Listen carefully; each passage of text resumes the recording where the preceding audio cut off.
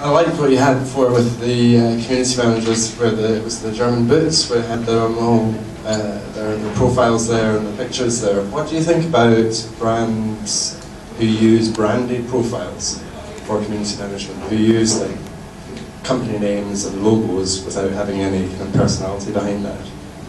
Yeah, it happens a lot.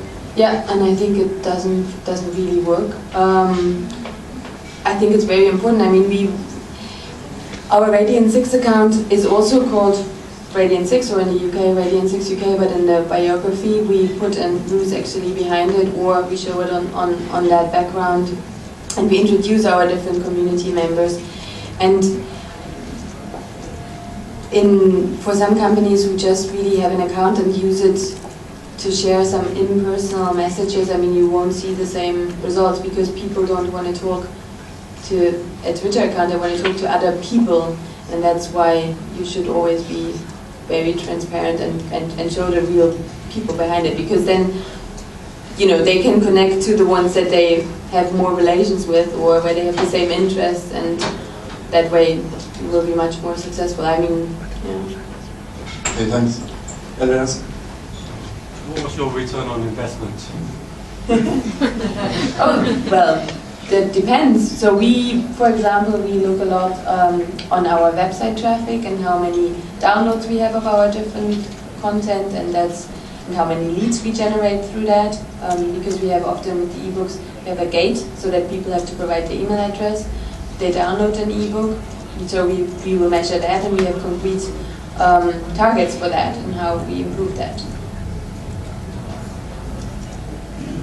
And for Kodak, to give another example there, we would have looked at, for example, reducing the hours of our customer service team, reducing response times. We would use feedback that we get from the community for improving products. So it's very different depending, I mean, now I'm working for a B2B company, that's a bit different than if you work for a consumer brand. But it really depends on the goals that you set out at the beginning. Great, thanks. Because you're using actual people, how do you handle it when someone leaves the company? Do they keep their Twitter accounts and their IDs, or because technically they've built them up through the hours they've done at work? Yes, they keep them, and we encourage at Salesforce all employees to use their social networks to talk about the company. We have a policy for that they say very clearly, for example, on their Twitter biography, that they work for Salesforce or for Radiant 6. And we, of course, they don't have to close it. I mean, we have the official accounts, that is Salesforce or that is Radiant 6 for the different products.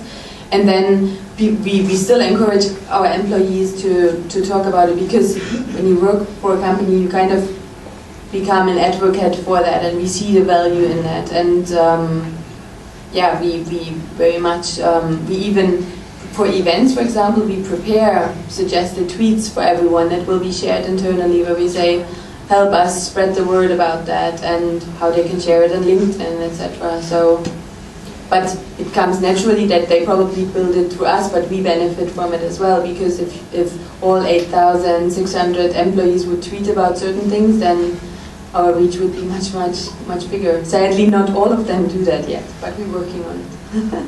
Having our own internal community, yeah.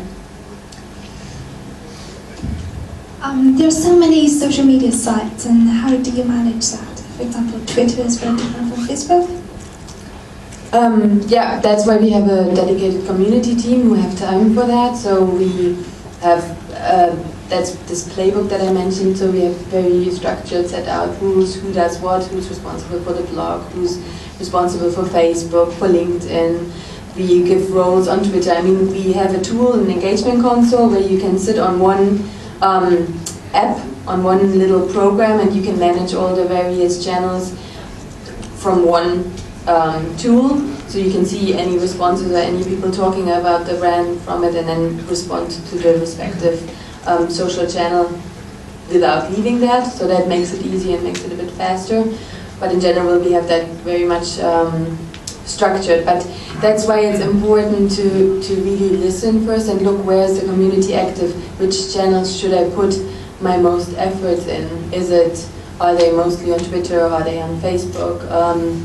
Is it mostly bloggers? How do I reach them? Are there existing communities? Can I go through them? But that's why it's really important, because otherwise if you wouldn't do that, then you would waste maybe energy on channels that aren't really so relevant for your particular community. Okay, Chair. This will be the last question. I think it's really interesting that you recommend getting the employees and the companies involved in the social branding. Where would you draw the line though? And what would you do with the employees who want to separate their personal lives from their professional lives? For instance, like integrating personal accounts with the company and stating that they're advocates of the company.